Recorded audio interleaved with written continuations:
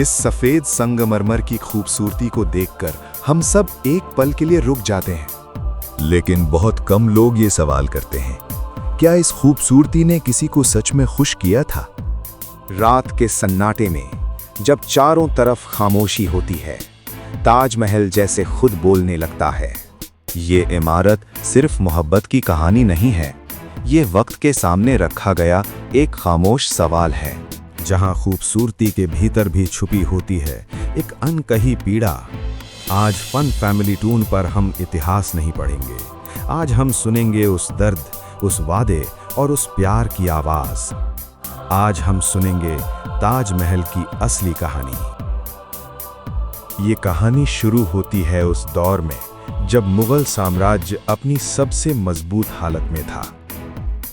आगरा की गद्दी पर तब बैठे थे बादशाह शाहजहां, जिनके पास ताकत थी, फौज थी और बेहिसाब दौलत थी।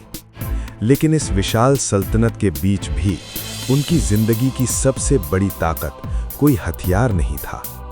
वो ताकत थी उनकी बेगम मुमताज महल। मुमताज महल उनका जन्म से मिला हुआ नाम नहीं था, ये तो मोहब्बत से दिया गया एक खास खिताब था। उनका असली नाम था अर्जुमंद बानो बेगम। वो सिर्फ एक रानी नहीं थीं, वो शाहजहां की सबसे करीबी हमसफर थीं, जिनके सामने वो बादशाह नहीं, सिर्फ एक प्यार करने वाला इंसान थे। और इसी रिश्ते की गहराई एक दिन जन्म देने वाली थी इतिहास की सबसे मशहूर निशानी को। जब शाहजहां जंग के मैदान में थे, तब उनके साथ उनकी सबसे प्रिय बेगम मुमताज महल भी थी। लंबे सफर, युद्ध की थकान, फिर भी मुमताज ने कभी शाहजहां का साथ नहीं छोड़ा।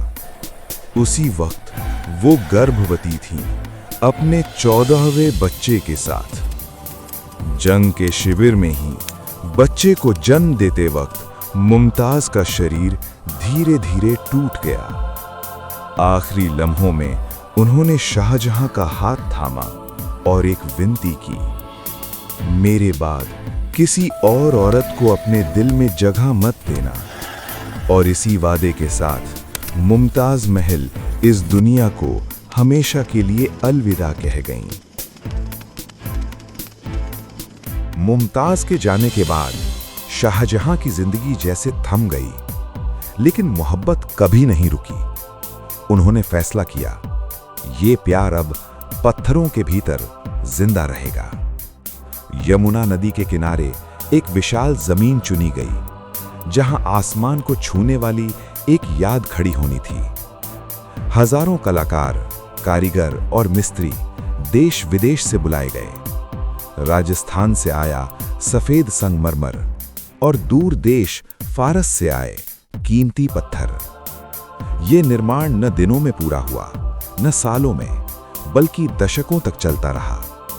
हर पत्थर में धैर्य उकेरा गया और हर दीवार में मोहब्बत समा गई। और इसी तरह जन्म लेने लगा एक अमर प्रेम की निशानी। बरसों बाद आखिरी पत्थर भी अपनी जगह पर बैठ गया। सफेद संगमरमर की छाती पर खड़ी रह गई एक खामोश मोहब्बत। शाहजहां दूर से उसे देखते रहे, आंखें भीग गईं बिना कोई आवाज। ये खूबसूरती सिर्फ आंखों के लिए नहीं है, ये एक रूह की दुआ है। सूरज की रोशनी में ताजमहल चमक उठता है और चांदनी में शांत हो जाता है। दिन और रात बदलते हैं, लेकिन मोहब्बत कभी नहीं बदलती। वक्त आगे बढ़ जाता है, ताजमहल वहीं ठहरा रहता है, क्योंकि कुछ मोहब्बतें मौत के बाद भी जिंदा रहती हैं।